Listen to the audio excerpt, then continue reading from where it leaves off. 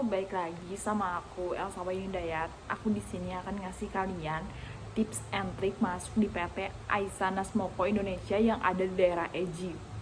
Nah, PT ini tuh memproduksi komponen-komponen yang ada di otomotif.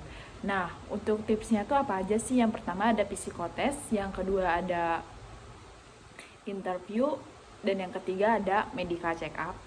Nah, yang pertama itu psikotesnya ada matematika dasar, sinonim, antonim, ada apa lagi ya? Matematika cerita, cerita soal, terus ada apa ya? Perhitungan satuan ukur kayak gitu. Nah, kalian nanti dikasih waktu sekitar 90 menit untuk mengerjakan soal di PT ANI.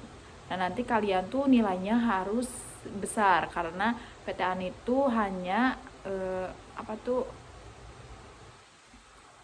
hanya memberi jadi nilainya tuh dari 70 ke atas, kalau 70 ke bawah itu enggak.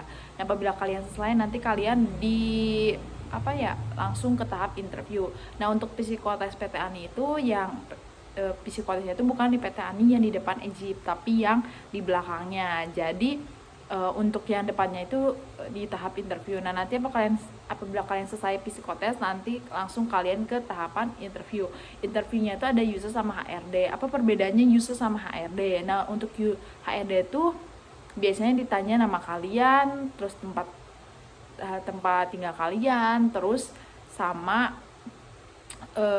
pengalaman kalian. Nah, kalau user tuh lebih ditanya tentang skill basic kalian apa, terus dulunya kalian di bagian apa, terus nanti apabila kalian ditempatkan di bagian molding atau bagian yang ada di PT ANI kalian siap nggak. Nanti paling kayak gitu, nggak jauh beda, sesuai dengan job desk kalian yang pernah bekerja di perusahaan otomotif.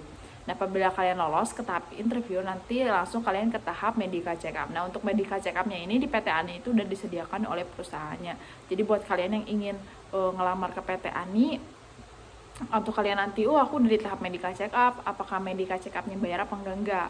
Kalau PT ANI itu udah disediakan dari perusahaannya. Kemungkinan kliniknya tuh terdekat dari PT ANI begitu.